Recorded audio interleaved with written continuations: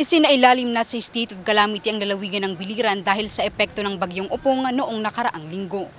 Ayon kay Congressman Gerardo Jeriboy Espina Jr. ng Biliran, nag-iwan ng malaking pinsala ang bagyong Opong sa kanilang lugar, partikular na sa mga pananim, paaralan, bahay at maging mga infrastruktura kung saan tinatayang aabot sa 1,000 na kabahayan ang nawasak. Bukod sa pinsalang dulot ng pagtaas ng tubig baha, nakapagtala ang nasabing lalawigan ng 10 nasawi dahil sa nasabing sakuna kung saan karamihan sa mga namatay ay mula sa isla ng Maripipi at Kawayan, Biliran. Dagdag pa ni Espina sa kanilang monitoring, 2,355 na pamilya o 7,329 na mga individual ang inilikas sa 78 evacuation centers sa lugar.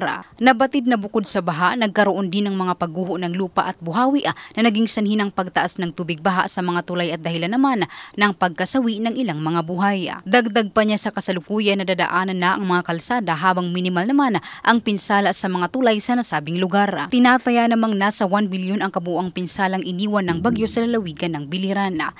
Tungkol naman sa state of calamity, tama ka, kahapon nagdeklara ang Sangguniang Panlalawigan ng state of calamity dahil may mga damages tayo, no? Actually, siguro ito yung pangalawa na tinamaan ang Biliran ng ganitong klaseng kalamidad na malakas. Yung pangyayari sa Biliran ngayon ay masasabi ko very abnormal dahil bukod sa bagyo may kasamang buhawi. Kaya yung naging damage sa Kawayan at Marapipi, doon po tayo nagkaroon ng casualty dahil sa buhawi. Pero ngayon po, passable na naman ang circumferential road, mga minimal damage sa mga tulay natin.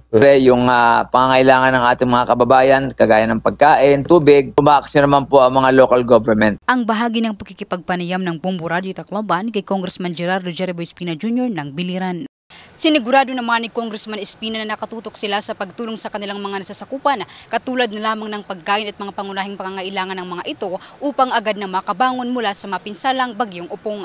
At yan ang ulat mula dito sa impila ng Bombo Radio Tacloban. Ito si Bombo Sheila Encio. And this is Bombo Radio Philippines, the #1 and most trusted source of news and information. Ang Basta Radio, Bombo.